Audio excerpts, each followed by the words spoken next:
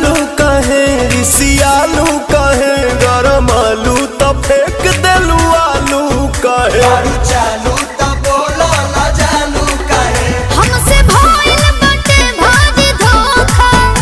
एही आलू के मिस देब चोखा बुझाई